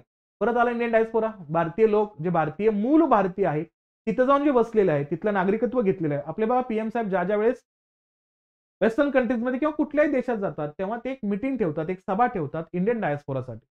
मग आपण त्या ठिकाणी हाउडी मोदी यांचा उल्लेख केला होता बघा USच्या अनुषंगाने. आणि आता सध्या त्या ठिकाणी हालो मोदी हा एक रेफरन्स आपण UAE मध्ये पण बघतो. हे जे पार्ट येतात ना हे कसे असतात त्या ठिकाणी, तर हे इंडियन डायस्पोरालाच हिट करण्यासाठी, त्या मुद्द्यांना अटॅच करण्यासाठी आणि त्यातून भारताला कशा पद्धतीने बेनिफिट मिळू शकतात त्याच्यावरती क्वेश्चन केला गेला. तिसरा क्वेश्चन कसा आहे बघा. हे वरचे 2 क्वेश्चन 10-10 मार्काला आहेत, खालचे 15-15 मार्काला आहेत. The expansion and strengthening of NATO and a strongest US-Europe strategic partnership works well for India. What is your opinion about this statement? Give reason and explain examples to support your answer. आता तुमचं मत लिहायचंय. आता तुमच्या मतामध्ये Indian perspective खूप महत्वाचा आहे. त्यामुळे या क्वेश्चन्स मध्ये तुम्हाला नाटोचा अँगल विचारलाय, युएसच्या असणाऱ्या कनेक्टिव्हिटीचा संदर्भ विचारलाय आणि भारत कशा पद्धतीने या असणाऱ्या US सोबत स्ट्रॅटेजिकली अटॅच होतोय त्यावरती मुद्दा विचारलाय. म्हणजे तुम्हाला या दोन देशासोबतचे मागच्या 2 वर्षातले सगळे अग्रीमेंट, सगळे मुद्दे, सगळे सोबत असणारे जो काही ट्रेड झालेला आहे तो ट्रेड सरप्लस आहे का ट्रेड डिफिसिट आहे या मुद्द्यांपासून सगळ्याच असणाऱ्या बेसिक कंटेंटला माहिती करून घेणं गरजेचं होतं. मग तुम्ही उत्तर देऊ शकता. पुढचा क्वेश्चन काय बघा. Sea is an important component of the cosmos. Discuss in the light of the above statement the role of the IMO means International Maritime Organization in protecting environment and enhancing a maritime safety and security. बघा जरी GS paper 2 चा उल्लेख आहे, जरी IR चा reference असला तरी सुद्धा एन्व्हायरमेंटल आस्पेक्ट त्या ठिकाणी आला, कारण इथं इंटरनॅशनल लॉ बद्दल क्वेश्चन तुम्हाला करताना दिसत आहे. म्हणजे लक्षात घ्यायचं प्रत्यक्षात तुम्हाला तुमचे क्वेश्चन्स जे चर्चेमध्ये राहतात या सगळ्या मुद्द्यांवरती तुम्हाला प्रश्न विचारले जाणार आहेत. हा एक अँगल लक्षात घ्या. आणि एक थोडासा मुद्दा हे कशा पद्धतीनं आणायचं आहे ते व्हिज्युअलाइज करा, जेणेकरून तुम्हाला येणाऱ्या परीक्षांमध्ये कशा पद्धतीनं डील करायचं आहे हे कळेल. कारण का जर तुम्ही हे डोळ्यासमोर नाही ठेवलं आणि आया डायरेक्टली वाचायला लागला तर तुम्हाला तज्ञ वगैरे व्हायचं नाहीये. तुम्ही फक्त काय करायचं, एक्झाम क्रॅक करायचे. एक्झाम क्रॅक करण्याच्या दृष्टिकोनातून कोणकोणते पॉईंट महत्वाचे आहेत त्याच्याकडे आपल्याला हा फोकस पॉईंट देणं गरजेचं असणार आहे. हे इथं लक्षात घ्यायचं. ठीक आहे. ओके.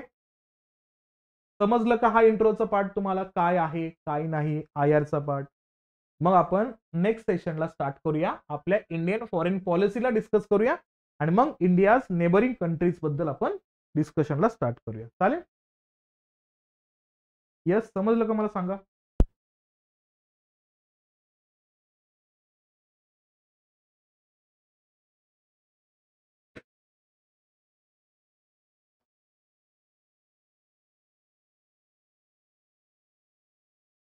चर्चेमध्ये राहतो वारंवार, त्यामुळे लक्षात घ्यायचं. व्हेरी ठीक.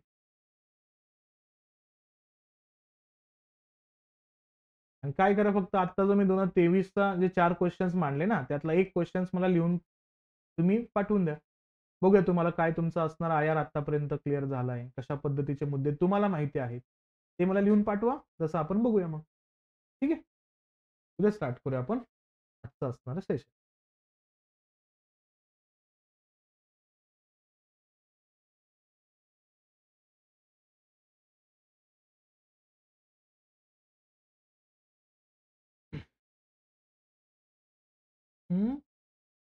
कोणता?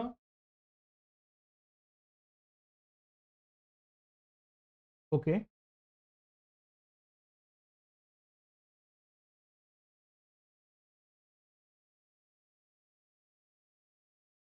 त्याच्याबद्दल एक्झॅक्टली काय माहिती पाहिजे तुम्हाला? कशा पद्धतीने या गोष्टींचा वापर केला जातोय? का इंडियाचा इम्पॅक्ट काय आहे? या गोष्टीबद्दल बोलायचं आहे.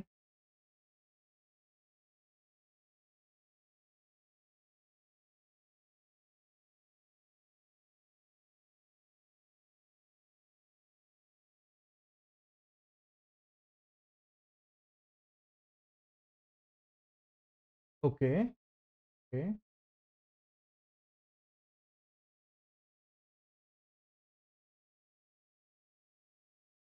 ठीक, ठीक.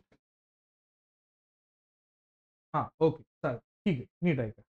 कोणत्या वर्डबद्दल या ठिकाणी म्हणतायत या ठिकाणी तर ते आहे टेल वर्ड हां. लक्षात घ्या. बघा. जेव्हा आपण या टेल वर्डबद्दल बोलतो ना, तेव्हा काय लक्षात घ्यायचंय याचा मुद्दा काय आहे? बघा, हे आपण काय म्हणू शकतो याला म्हणू शकतो आपण, की इथं प्रत्यक्षात एक असा झोन आहे, ज्या झोनमध्ये फक्त तुमची इमॅजिनरी पॉवर वर्क होऊ शकते. म्हणजेच काय आपण असं म्हणू त्या ठिकाणी, हा एक प्रकारे बोर्जवा इमॅजिनरी कॅटेगरी आहे. म्हणजे जी गोष्ट कदाचित पॉसिबल होऊ शकत नाहीये, त्या गोष्टींना इमॅजिन करून स्वतःचा पर्स्पेक्टिव्ह तयार करण्याचा जो विचार आहे का, त्याला आपण त्या ठिकाणी एक प्रकारे टेल वर्ल्ड सुद्धा म्हणतो. ओके. आता सगळ्यात महत्वाचा मुद्दा म्हणजे काय? समजा एखाद्या सिच्युएशन मध्ये तुम्हाला पुट केले आणि त्या सिच्युएशन मध्ये तुम्हाला काय करायचंय? तुम्हाला त्या सिच्युएशनच्या मध्ये असणाऱ्या प्रॉब्लेम्सला आयडेंटिफाय करायचे आणि त्याच्यातून सोल्युशन्स क्रिएट करायचे. आणि ते सोल्युशन्स सांगून तुम्हाला तो प्रॉब्लेम एंड करायचा आहे आणि त्याच्यातून तुम्हाला भविष्यातील असणारे क्रिटिकल झोन कसे असतील, भविष्यातील असणारे प्रॉब्लेम्स कसे टॅकल करता येऊ शकतात, त्या गोष्टींना बघायचं आहे. तर असा एक सिच्युएशन तयार केलं जातं. आपण काय करतो? आपण आपला असणारा एक इमॅजिनरी वर्ल्ड तयार करतो. आणि या इमॅजिनरी वर्ल्ड मध्ये काय करतो आपण? वेगवेगळे असणारे इव्हेंट आहेत ना, ते इव्हेंट आपण सेट करण्याचा प्रयत्न करतो. म्हणजेच काय? की व्यक्ती स्वतःच्या असणाऱ्या राइट्सला, स्वतःच्या असणाऱ्या थॉट्सला, स्वतःच्या असणाऱ्या लिबरल कंडिशनला एक्सप्रेस करतो आणि तो एक्सप्रेस करत असताना संबंधित असणारा इव्हेंट जो आहे का, तो इव्हेंट त्या ठिकाणी इमॅजिन करतो आणि त्याच्या इमॅजिनरी पॉवरच्या दृष्टिकोनातून तो काय करतो, तर या असणाऱ्या इव्हेंटला अशा पद्धतीनं सेट करतो, की जो इव्हेंट तो न्यूट्रली जगाला एक्सप्लेन करतोय, हे सांगण्याचा प्रयत्न करतो, पण तो बऱ्याच अंशी बायस्ड असतो. बऱ्याच अंशी त्या ठिकाणी स्वतःची भूमिका त्याला खूप जास्त स्ट्रॉंग करायची असतेच. कारण का? आपण जेव्हा सॉक्रेटिस बद्दल बोलतो, सॉक्रेटिस काय म्हणतो, की I know that I know nothing.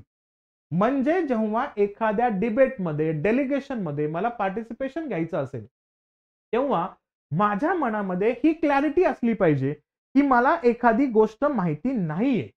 म्हणून मी त्या असणाऱ्या पार्टिसिपेशनमध्ये, त्या असणाऱ्या थॉटमध्ये, त्या प्रोसेसमध्ये इन्व्हॉल्व होतोय.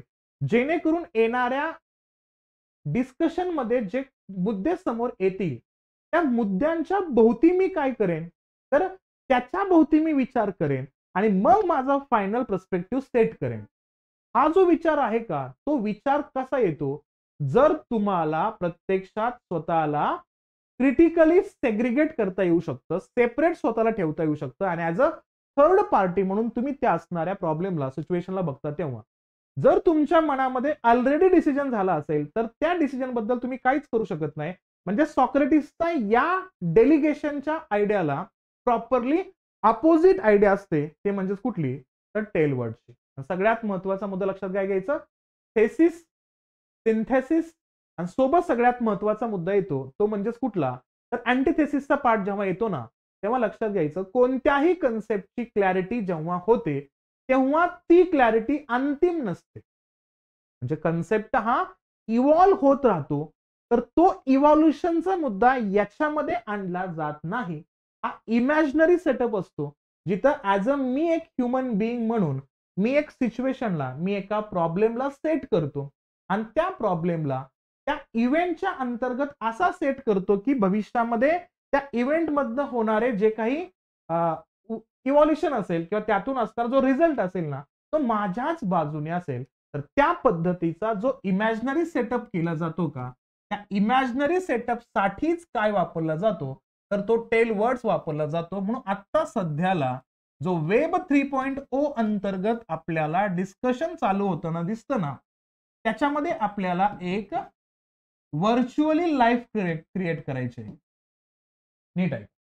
आणि या व्हर्च्युअली लाईफमध्ये मी ज्या गोष्टी रिअल लाईफमध्ये परफॉर्म करू शकत नाहीये, त्या गोष्टी मला प्रत्यक्षात सक्सेसफुली आणायच्या आहेत, तर ती मी इमॅजिनरी वर्ल्ड अंतर्गत सेट करू शकतो. कुठं?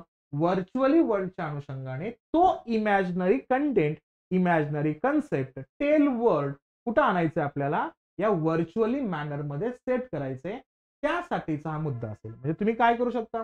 याच्यामध्ये फिलॉसॉफिकल कंटेंट मांडू शकता, सॉक्रेटिस मांडू शकता, त्यासोबतच प्लेटो मांडू शकता, अरिस्टॉटल मांडू शकता, त्यांचे विचार मांडू शकता. कारण हेच लोक आहेत ज्यांनी पॉलिटिकल सायन्स म्हणजे पॉलिटिकल फिलॉसॉफीला सायन्स अंतर्गत कन्वर्ट करत असताना मुळात फिलॉसॉफिकल आयडिया काय असते आणि सायंटिफिक आयडिया काय असते याच्यावरती जज करायला शिकवलं लोकांना. तो पहिल्यांदा पर्स्पेक्टिव्ह मांडा आणि त्यानंतर आत्ताच्या असणाऱ्या इमॅजिनरी वर्ल्ड बद्दल, व्हर्च्युअल लाईफ बद्दल मांडा आणि दोघांना कंपॅरिझन करून एक इमॅजिनरी इव्हेंट सेट करणाऱ्या व्यक्तीचा पर्स्पेक्टिव्ह त्याच्यामध्ये लिहा. म्हणजे तुम्हाला तो अँगल क्लिअर करता येणार. ठीक आहे? यस, समजलं?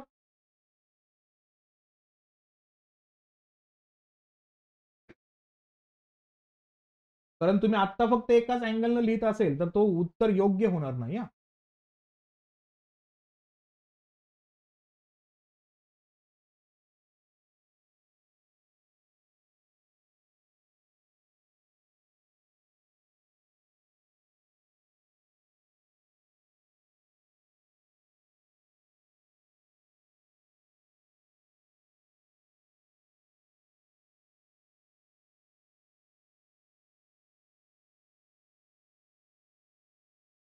येस, चला काय असेल तर विचारा.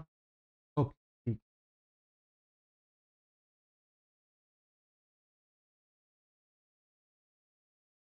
चालेल?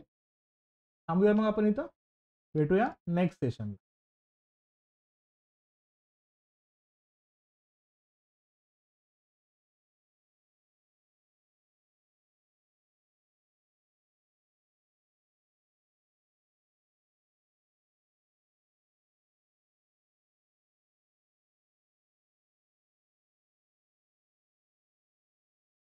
Thank you.